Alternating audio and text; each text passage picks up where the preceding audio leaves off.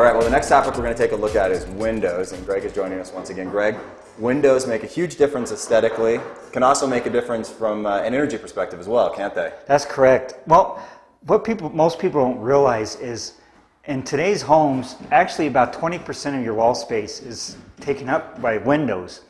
And an R factor with the windows generally between 2 and 5. So you get a lot of heat loss through your windows. Okay. Now, if you're going to replace your windows, your current windows, what do you need to look for on the window that you're maybe interested in purchasing? Well, you want to look, every window should have a sticker on it, and it's Okay. going to give you different performance evaluations on the windows. And what you want to look for is, first of all, on the sticker, it should have a U factor.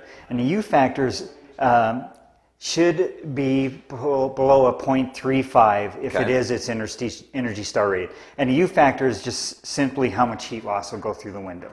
For instance, this window is a 0.30, which is good.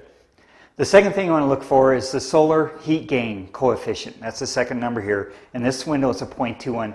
That just means this window has 21% of solar heat through the window into the home.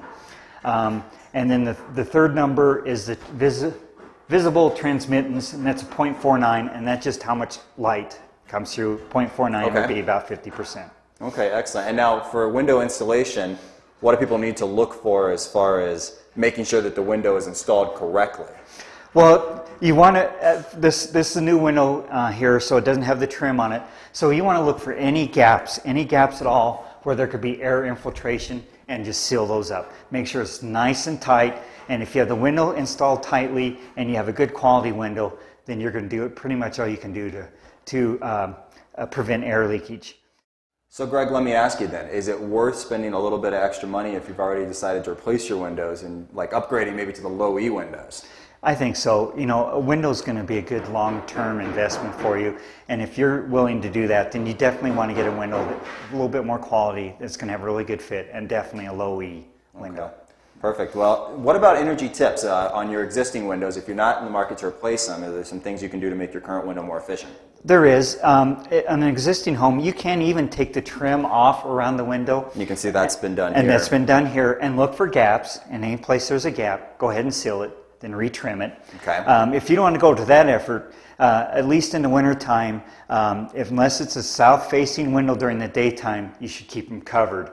Warm blanket, windows, or excuse me, curtains, whatever. Keep it covered, keep the heat loss at a minimum.